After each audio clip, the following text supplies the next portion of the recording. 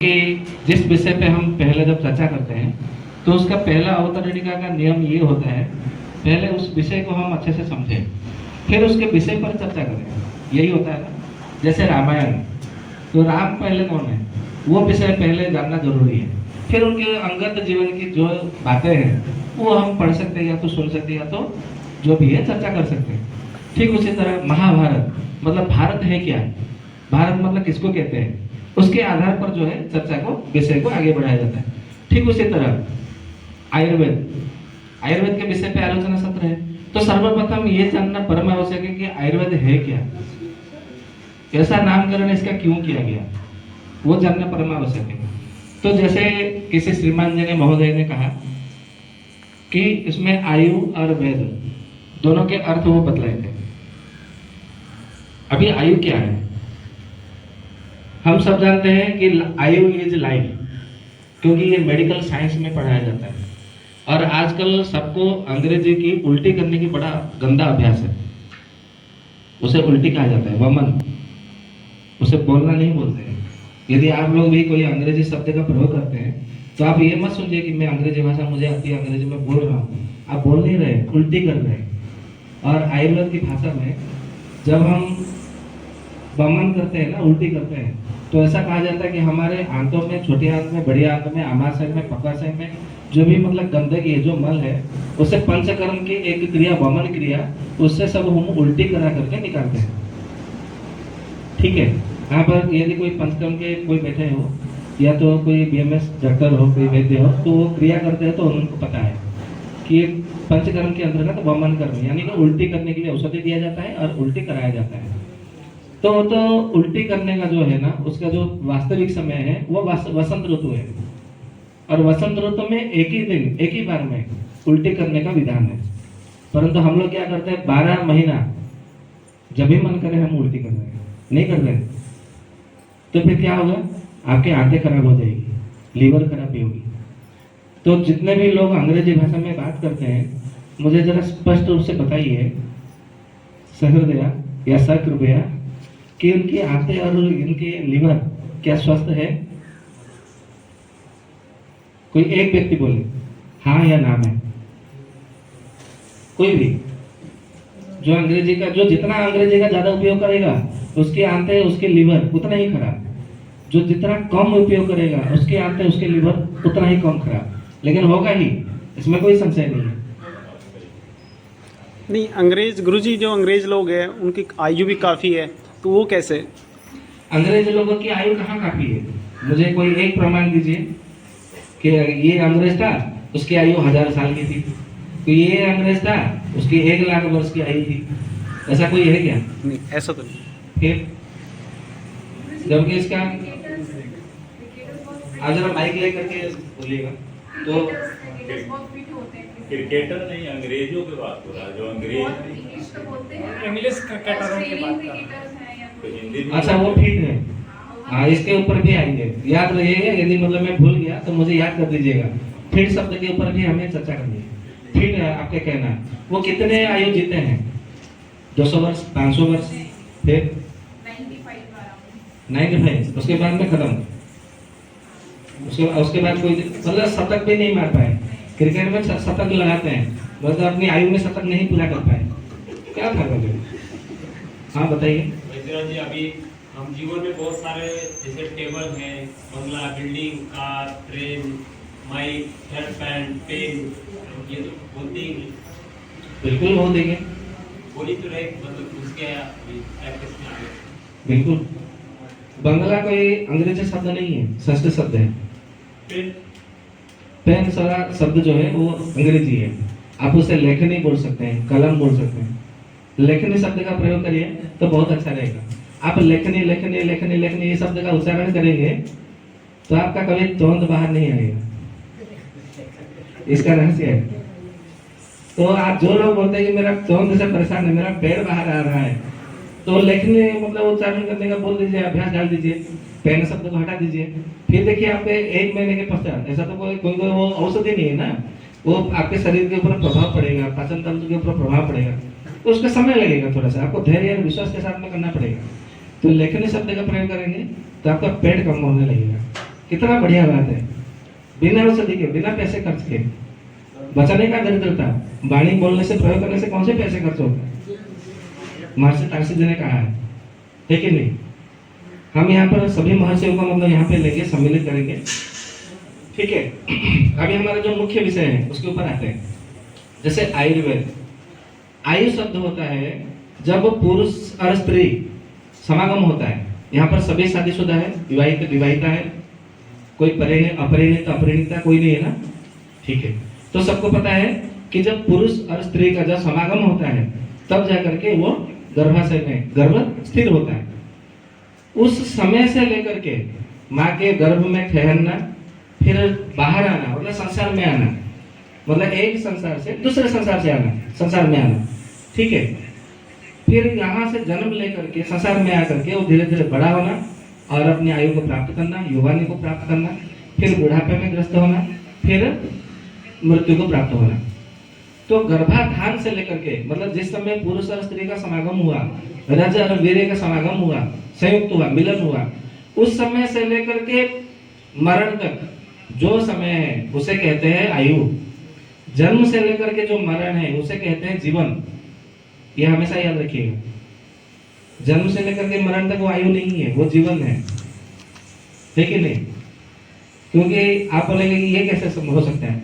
तो आपने बहुत सारे जगह पे ऐसा देखा होगा, कहानियों में सुना होगा, पुराणों में सुना होगा, पढ़ा होगा, या तो फिर रामायण महाभारत आदि हमारे जो इतिहास ग्रंथ है उसमें भी आपने पढ़ा होगा कि बच्चा जो है ना गर्भपात हो गया, गर्भस्राव हो गया, तो हो गया क्या? नहीं हुआ।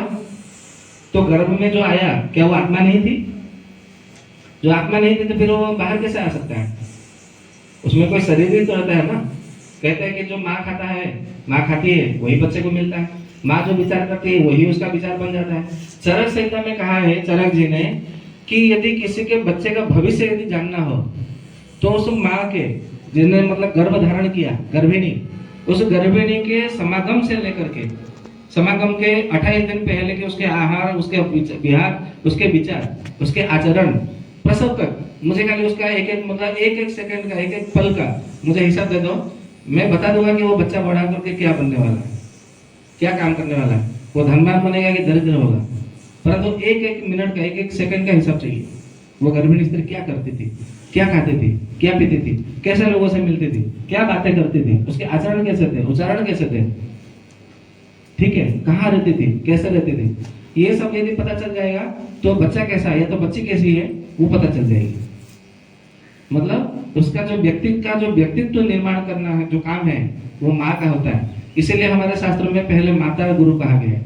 जो गुरु के कई सारे जो पद होते हैं, स्थान होते हैं, उसमें सबसे पहले माता को लिया गया, क्योंकि सबसे पहले माँ सिखा देती है अपने गर्भ में धारण करते हुए। वो तो बाहर आने के बाद में अन्य लोग सिखाते हैं, माता सबसे पहले सिखाती है, ठीक है। तो ये हो गया आयु। वेद का अर्थ है ज्ञान नहीं, विज्ञान, जो विशेष ज्ञान रखता हो, ठीक है। तो जिसमें आपको ये मिले तो वो आयुर्वेद है। अब ये आयुर्वेद है क्या, इसको और अच्छे से समझते हैं। तो कहा जाता है गर्भाधान समय से लेकर के मरण पर्यंत जो जो आपके जीवन में उपयोग में आने वाला है, जिस जिसके साथ में आपका संयुक्त होने वाला है, जिस जिसके साथ में आपका संबंध बनने वाला है, जिस जिसके साथ में आपका प्रयोग या तो योग होने वाला है, मिलन होने वाला है, वो सब कुछ वो आयुर्वेद के अंतर्गत आ जाता है। वो सारा विद्या, वो सारी बुद्धि, वो सारा ज्ञान, वो सारा विज्ञान, वो सारे उपयोग, वो सारे पदार्थ, वो सारे वस्तुएं, सब कुछ वो आयुर्वेद के अंतर्गत आ जाता है। तो मुझे जरा आप लोग ये बताए प्रामाणिकता से कि फिर इसके अतिरिक्त रह क्या गया, इसके अतिरिक्त गर्भाधान से लेकर के मरण तक और कोई समय आपके पास बचा है क्या? वही संस्कार है, 16 संस्कार गर्भाधान से अंत्येष्टि तक।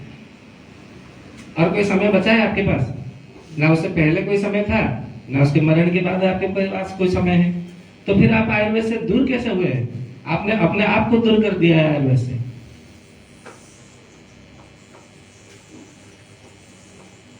सही है कि गलत है? ये इसको मानने में, थोड़ा समझने में थोड़ा सा समय लगेगा, लेकिन आप जैसे जैसे अनुभव करते जाएंगे वैसे वैसे आप सही रास्ते पे आ जाएंगे, ठीक है। तो ये जो आयुर्वेद का मतलब सबसे पहले आया कैसे? कहते हैं कि आयुर्वेद का अवतरण हुआ। आयुर्वेद का अवतरण नहीं हुआ, आयुर्वेद के चिकित्सा का पद्धति का अवतरण हुआ है।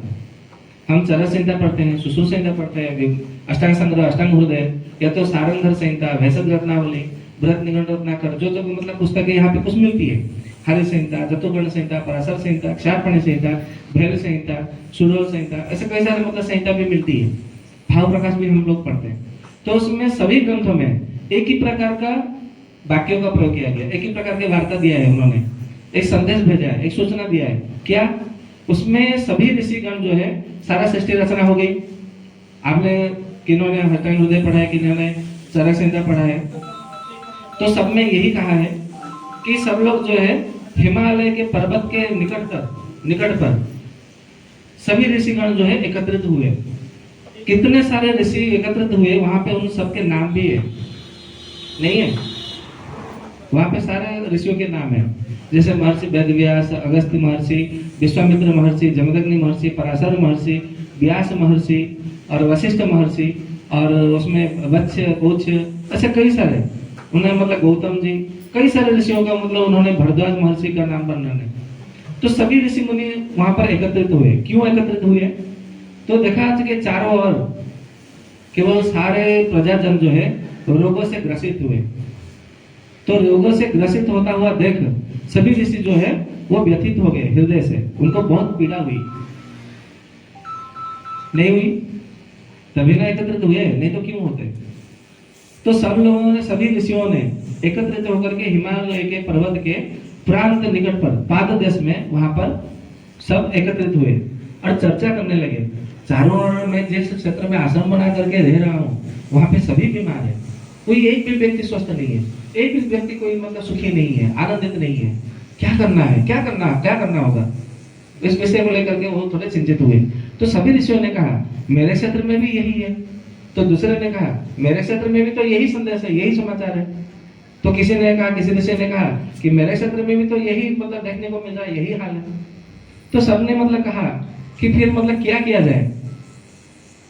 तो अंत में जो है उस समय महर्षि भरद्वाज आकर के मिले। तो महर्षि भरद्वाज जी को बोले कि आप सबसे अंत में आए हैं, हो सकता है कि आपको उत्तर प्रदेश से मतलब यहाँ पे आने में कठिनाई हुई, क्योंकि आपके पहाड़ी क्षेत्र में रहते हैं, और पहाड़ी क्षेत्र में जो इलाका है, आप मतलब यदि किसी पहाड़ में रहते हैं नीचे, फिर आपको पहाड़ पे उठकर चढ़ना पड़ेगा, फिर नीचे उतरना पड़ेगा, फिर दूसरे पहाड़ पे चढ़ना पड़ेगा, फिर उतरना पड़ेगा, ऐसे करते करते समय निकल जाएगा। जैसे मतलब आपका संभाग है, जैसे यहाँ पे ये समतल भूमि है, तो यदि आपको कहीं पे जाना हो, यदि कहीं से जाना हो, तो आप पूछेंगे कि भाई यहाँ से कितना कोस की रास्ता है, दूरी कितना कोस है। आजकल तो किलोमीटर में पूछते हैं, पहले क्या पूछते थे? कितना योजन, कितना कोस। हमारे बाप दादों के समय में कोस था कि यहाँ से कितना कोस की दूरी है, यही पूछते थे ना। परंतु पहाड़ों में कोस नहीं पूछते, कितना समय लगेगा। वहां पर कोस का कोई महत्व नहीं है, वहां पर समय पूछा जाता है, ये ध्यान में रखिएगा। और इसका जो मतलब जो सूत्र हमें मिला है वो अभिधान चूड़ामणि नाम का एक ग्रंथ है, उसमें पाया है कि पहाड़ के क्षेत्र में आपको कोस नहीं, समय पूछना चाहिए कि हमें वो 60 पर पहुंचने पे कितना समय लगेगा, यदि हम धीरे धीरे चल रहे हैं तो। और जब हमने इसका अनुभव किया तो वाकई में ये सत्य मतलब प्रमाणित हुआ। तो आपको यदि कुछ जानना हो, किसी क्षेत्र के विषय में कोई बात जाननी हो, केवल आयुर्वेद पढ़े, घर बैठे सब कुछ जान सकते हैं, क्योंकि सब कुछ आयुर्वेद में वर्णन है, उल्लेख है, निहित है। आपको कहीं और पे जाना, खोजना आवश्यक नहीं पड़ेगा। तो सभी ऋषियों ने जब एकत्रित होकर के महर्षि भरद्वाज जी से पूछा कि ऐसे ऐसी स्थिति है, क्या किया जाए? तो महर्षि भरद्वाज जी के मुंह से एक ही वाक्य निकला, किम करोमि, मैं क्या करूं, क्व गच्छामि, मैं कहां जाऊं, कथम लोका निरामयाः, जिससे कि ये सारे संसार के लोग निरामय मतलब आरोग्य की प्राप्ति हो। ठीक है, और मैं आपको कुछ प्रमाण देता हूं। महर्षि वशिष्ठ भी वहां थे। महर्षि वशिष्ठ के पास में नंदिनी गाय थी, नहीं थी? सबको पता है। महर्षि विश्वामित्र भी थे। आप बोलेंगे कि आपको कैसे पता चले कि मतलब महर्षि विश्वामित्र भी वहां पे थे, मतलब नंदिनी गाय वशिष्ठ जी के पास थे? क्योंकि वहां पे महर्षि विश्वामित्र का भी नाम लिखा है। तो महर्षि विश्वामित्र बाद में बने जब नंदिनी गाय के लिए वशिष्ठ जी के साथ में उनका युद्ध हुआ। सही है कि गलत है? आप लोगों ने रामायण पढ़ा होगा, सुना होगा, महाभारत भी पढ़ा होगा, तो उसमें सत्य बात लिखी है। वहाँ पे जो महाभारत के ग्रंथ के आधार पर कुछ ऋषियों के जो नाम लिखे हैं, उन ऋषियों के आधार पर यह प्रमाणित होता है कि उस समय सब लोग घर में अच्छे अच्छे पकवान बना करके खाते थे। अच्छे अच्छे मतलब सबके जो है परिवार अच्छे से बिकता था, सबके घरों में गाय थी, सबके पास कुछ ना कुछ ज्ञान विज्ञान सब कुछ मतलब उपस्थित था। तो फिर सब रोगी क्यों हुए, इसका उत्तर कोई नहीं दे पा रहा। उस समय खाना बना करके भोजन करते थे ना, तो जाहिर सी बात है भोजन करते हैं हम जो मसाले उपयोग करते हैं, जैसे अदरक हो गया, काली मिर्च हो गया, सौंठ हो गया, पीपल हो गया, धनिया हो गया, जीरा हो गया, अजवाइन हो गया, तेजपत्ता, दालचीनी, इलायची, लौंग, ये सारे के सारे मसाले हम बोलते हैं ना। ये मसाला तो उर्दू शब्द है, हिंदी शब्द भी नहीं है। इसका संस्कृत जो नाम है उसे आयुर्वेद में कहा गया रोचन। रोचन का अर्थ है ये आपको रुचिकारक है। इसको यदि आप व्यंजन में मिला करके लेते हैं तो आपके भोजन की रुचि को बढ़ाएगा, आपके अरुचि को दूर करेगा, मतलब आपके रुचिकर और रोचन का काम करता है। इसीलिए उसे रोचन शब्द का मतलब लिया गया है, प्रयोग किया गया है। तो जितने सारे प्रकार के जो रोचन है, हमारे शरीर में 16 प्रकार के रोचन है। तो एक एक रोचन को जो है वर्ण के व्यवस्था के आधार पर चार मतलब लिया गया है। जैसे वर्ण, विप्र वर्ण, ब्राह्मण वर्ण, क्षत्रिय वर्ण, वैश्य वर्ण, शूद्र वर्ण। अभी वर्ण व्यवस्था के ऊपर तो चर्चा समय नहीं होगा, उसको रखेंगे अलग से। फिर कभी दोबारा मतलब हमें निमंत्रण मिलता है तो उसमें वर्ण व्यवस्था के ऊपर चर्चा करेंगे कि आयुर्वेद में वर्ण व्यवस्था को लेकर के क्या कहा है, उसके विषय में चर्चा करेंगे। तो जो वर्ण 4 प्रकार के होते हैं, तो आप ये मत समझिए कि हमारे समाज में ब्राह्मण की तरह वैसे शूद्र है। वो पशुओं में भी है, पक्षियों में भी है, मिट्टी में भी है, जल भाग में भी है, स्थल भाग में भी है और वृक्ष लताओं में भी है। ब्राह्मण, क्षत्रिय, वैश्य, शूद्र। तो ऐसे 4 जब मतलब हम गुणा करते हैं तो 16 गुना कितना होता है? 64 होता है। तो 64 प्रकार के मसाले आपके रसोई घर में होना ही चाहिए, ऐसा आयुर्वेद का कथन है। परंतु किसके घर में अभी 64 मसाले होंगे? ये एक व्यक्ति हाथ खड़ा करे, किसी के घर में नहीं है। इसका अर्थ है किसके घर में छोड़ो, हमें ज्ञान होते हुए हमारे घर में नहीं है। ठीक है, तो फिर और की मतलब बात ही क्या करना आप सबकी। तो जो 16 प्रकार की रोचन है, वो 16 प्रकार की रोचन हमारे भ्राजक पित्त को ठीक करते हैं। ऐसा आयुर्वेद में चरक जी, सुश्रुत जी ने बहुत अच्छे मतलब बात बताई है इसके विषय में। आप सुश्रुत संहिता के सारे स्थान में पढ़ेंगे तो भ्राजक पित्त को लेकर के इतने सारे मतलब उसमें चर्चा किए गए हैं कि भ्राजक पित्त विकृत होता है तो आपका धातु बिगड़ जाती है, भ्राजक पित्त विकृत हो जाएगा तो आपका स्लिप डिस्क हो जाएगा, भ्राजक पित्त विकृत हो जाएगा तो आप कमजोर होते चले जाएंगे, भ्राजक पित्त विकृत हो जाएगा फिर आपका रस रक्त मांस में जो है वो नहीं होगा, नाखून नहीं होंगे, बाल नहीं होंगे, आँख की रोशनी चली जाएगी, चश्मा की आवश्यकता पड़ेगी। प्रतिचक्षु, वहाँ पे प्रतिचक्षु की शब्द का प्रयोग किया है। हम लोग बोलते हैं कि ये अंग्रेजों ने निकाला है चश्मा, अंग्रेजों ने नहीं निकाला है, उस समय भी प्रतिचक्षु होता था। इसका प्रमाण भी एक मिलता है वाल्मीकि रामायण में, जब रावण शूर्पणखा का नाक और कान दोनों मतलब जिसका छेदन कर देते हैं लक्ष्मण जी, वो लंका में जाती है तो बोलते हैं कि मतलब मेरा ये नाक कान मतलब छेदन किया, तुम इसका प्रतिशोध लो। तो अरे तेरा नाक का तो मतलब हुआ, कान दिखता नहीं है। तो वहां पे शूर्पणखा गुस्से में बोलती है आपको प्रतिचक्षु की आवश्यकता है। क्या बोलती है? अच्छा, आपको प्रतिचक्षु की आवश्यकता है, नाक तो कटा हुआ दिख रहा है, मेरा कान कटा हुआ आपको नहीं दिख रहा है, तो आपको प्रतिचक्षु की आवश्यकता है। तो इसका अर्थ क्या है? उस समय भी प्रतिचक्षु व्यवहार किया जाता था। ठीक है, ऐसा है जैसे अभी राइट ब्रदर ने हेलीकॉप्टर बनाया, एरोप्लेन बनाया, पढ़ा रहे, तो ऐसे ही हमको मतलब सब चीजों में पढ़ाया जाता है। कांग्रेस ने तो यहाँ तक ये भी बताया कि हमारे यहाँ तो अंग्रेजों का भला हो, ये आए तो हमारा मतलब भाग्य उदय हुआ, नहीं तो हमें तो सुई तक बनाना नहीं आता था। ऐसे लोग मतलब बोले हैं हमको, मतलब बचपन में बोले। जब हमने महाभारत में पढ़ा तो दुर्योधन ने वहां पे 5200 वर्ष पहले की बात है, उसने कहा था कि मैं बिना युद्ध सुई के नोक के बराबर जमीन भी नहीं दूंगा। और भैया जब सुई बना ही नहीं था तो उसने दुर्योधन के मुंह से कैसे निकला था कि सुई के नोक के बराबर जमीन नहीं दूंगा बिना युद्ध के? बराबर है कि नहीं? तो हमें ये सब समझ में नहीं आती है क्योंकि हम इतिहास को नहीं पढ़ते हैं। हमें लगता है कि इतिहास मतलब ये जो गांधी जी ने ये किया, वो नेहरू जी ने कर दिया, ये कर दिया, वो कर दिया, ये युद्ध हुआ, स्वतंत्रता की सेनानी लड़ी गई, ये आए वो आए, ये कुछ नहीं है। इसको दिमाग से पहले हटाओ, ये कचरा है। यदि आपको अपने मन को स्थिर रखना है तो इसको पहले अपने मन से हटाओ। ये गांधी कौन है हमें उससे जानने की जरूरत नहीं है, राम कौन है ये हमें जानने की जरूरत है, कृष्ण कौन है ये हमें जानने की जरूरत है। और जो हम गौतम बुद्ध आज बता रहे हैं ना कि हिंदुओं के 9वां अवतार है गौतम बुद्ध बौद्ध धर्म, वो भी गलत है। वो कैसे गलत है, वो आपके आयुर्वेद के काल विज्ञान को पढ़ेंगे तो उसमें समझ में आएगा। ठीक है, तो बिना विलंब के फिर हम अग्रसर होते हैं। तो महर्षि भरद्वाज जी के मुंह से स्वतः निकल गया, सहसा, मतलब अचानक से निकल गया कि किम करो मैं क्या करूं, को गच्छा में, कहाँ जाऊं, कथम लोक निरामया, मैं सबको सुखी और आरोग्य देखना चाहता हूं। तो उस समय क्या वो भोजन होता था, तो क्या रसोई घर नहीं था, तो बिना रसोई घर के कैसे भोजन होता था। महर्षि वशिष्ठ वहां आए थे, विश्वामित्र जी आए थे, तो इसका अर्थ है उनके पास नंदिनी गाय थी, तो गाय नहीं थी, गोमाता नहीं थी, तो फिर वो पंचगव्य से चिकित्सा कर देते, सारे स्वस्थ हो जाते। रसोई घर से चिकित्सा कर देते, सारे स्वस्थ हो जाते। इतना कष्ट करने की क्या जरूरत थी। वहां पर वो एक्यूप्रेशर, एक्यूपंक्चर, वो कलर थेरेपी सब कर देते। सूर्य भगवान तो थे ना आकाश में, उदित तो होते थे ना, वो तो ऋषि है, ध्यान में बैठे, मतलब वो उनका मतलब सारा उपचार पता चल जाता, फिर वो कर देते। क्योंकि हम जब वाल्मीकि रामायण पढ़ते हैं, वाल्मीकि रामायण में ये कहा जाता है कि महर्षि विश्वामित्र एक याग का अनुष्ठान कर रहे हैं। वो याग ऐसी है कि, और एक मतलब बात भी है, मेघनाद इंद्रजीत वहां पे जब वो हवन करने बैठता था निकुंभ के मतलब उनके वहां पे उनके कुल देवता के पास, तो हवन कुंड से एक रथ निकल होता था, मायावी रथ, जिसका नाम है विजय रथ। उस रथ पर बैठ करके यदि वो युद्ध करे तो उसे कोई परास्त नहीं कर सके, कोई कर सकेगा नहीं, ऐसे किसी में क्षमता नहीं है, चाहे वो ब्रह्मा हो, विष्णु हो, शिव हो, कोई भी हो, उसे कोई परास्त नहीं कर सकते, क्योंकि ये विधि के विधान के अंतर्गत है। तो जब परास्त नहीं कर सकता उसका वध कौन करेगा, पहले परास्त करना जरूरी है ना, तब जा करके उसका वध होगा।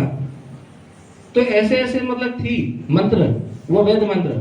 आजकल बोलते कि हम वेद ये पढ़ लिए, चारों वेद पढ़ लिए, उपनिषद पढ़ लिए, दर्शन पढ़ लिए, ये वो मंत्र जरा बता दो मुझे, वो कौन सा मंत्र था, किस मंत्र की वो 1008 बार आहुति देता था मेघनाद, जिससे वो रथ प्रकट होता था। वो मंत्र हमें चाहिए, क्योंकि आज के समय में विधर्मियों से लड़ने के लिए वो रथ हमारे लिए परम आवश्यक है। मैं सभी आचार्यों से ये आह्वान करता हूँ, जहां भी जाता हूँ चुनौती देता हूँ, मुझे वो मंत्र जरा बता दो। कोई मतलब बोलते नहीं है, सारे चुप हो जाते हैं। ठीक है, और एक मैं बात बता दूं आपको, महाभारत ग्रंथ की मतलब एक बात है, ये सारे के सारे आपके जीवन से जुड़ा हुआ है। मैं इसलिए बता रहा हूँ कि आपको अपने संस्कृति के जो भी मतलब रचे हुए ग्रंथ है वो क्यों पढ़ना है। आजकल हमें बताते हैं कि हम वैदिक गणित के ऊपर आपके बच्चों को टॉप कर देंगे, ये कर देंगे, वो कर देंगे। गणित का सबसे पहला सूक्ष्म ज्ञान आपको पता है, महाभारत का ग्रंथ का ही मतलब मैं आपको प्रमाण देता हूँ। राजा नल का नाम किसने मतलब कितने लोगों ने सुना है, आपने सुना है? 1 2 3 4 5 6 7 लोगों ने, 8 लोगों ने, 9 10, बस 10 ही और किसी ने नहीं सुना। जब हम सुबह में उठते हैं और जब रात को सोते हैं तो एक मंत्र पढ़ने का विधान है कि पुण्य श्लोक नलो राजा, पुण्य श्लोक युधिष्ठिर, पुण्य श्लोक च वैदेही, पुण्य श्लोक जनार्दन, कि हे परमात्मा, ये चारों ने कितने भी कष्ट हुआ सहे, परंतु कभी अनिति का रास्ता कुमार्ग का, असत पथ का कभी मतलब वो चले नहीं उस रास्ते पर, राह पर उनका मन कभी विचलित नहीं हुआ। तो हे परमात्मा, मुझे इतनी शक्ति देना कि चारों जैसे मतलब अपने धर्म पर अड़िग रहे, अपने धर्म के मार्ग पर, सत्य के मार्ग पर अड़िग रहे। आप हमें ऐसी शक्ति देना कि हम भी सत्य और धर्म के रास्ते पर अड़िग रहे। ये चारों का नाम लेते हुए पुण्य श्लोक, यानी कि परमात्मा का नाम लिया जाता है सुबह उठने के बाद और पश्चात रात को सोने से पहले। तो स्वप्न में भी आप परस्त्री के साथ में समागम करने का कभी सपना नहीं देखेंगे, लिख करके ले लीजिए। जिनको दुस्वप्न होता है ना, बोलते हैं कि हमको तो स्वप्न हो जाता है, ऐसा हो जाता है, केवल ये श्लोक को सुबह में उठने के पश्चात रात को सोने से पहले केवल पठन करिए, परमात्मा का नमन करिए। यदि आपको जीवन में कभी दोबारा यदि स्वप्न दोष हो तो मुझे कहना। पुण्य श्लोक नलो राजा, पुण्य श्लोक ये चारों में आएगा, ठीक है। पुण्य श्लोक नलो राजा, पुण्य श्लोक युधिष्ठिर, पुण्य श्लोक वैदेही मतलब माता सीता, पुण्य श्लोक जनार्दन। माता सीता को रावण ने कितने बार मतलब तलवार से भय दिखाया, ये करे वो करे, क्या उन्होंने कभी रावण का मतलब वरण किया? 14 महीने तक उनके वहां पे मतलब रही, क्या कभी वरण किया? नहीं किया। वो सोने की लंका में मतलब थी, सारे ऐश्वर्य उनके पास था। ऐसा कुछ मतलब नहीं कि कोई वैभव ऐश्वर्य से मतलब तुच्छ हो, हानि मतलब हीन हो, फिर भी उन्होंने कभी मतलब उन्होंने रावण का वरण नहीं किया। रावण देखने में जैसा काला कलूटा, राम जी भी ऐसे ही मतलब श्यामल वर्ण के थे। वो गोरा नहीं था कि राम जी भी गोरे नहीं थे, दोनों के रंग बराबर ही थे।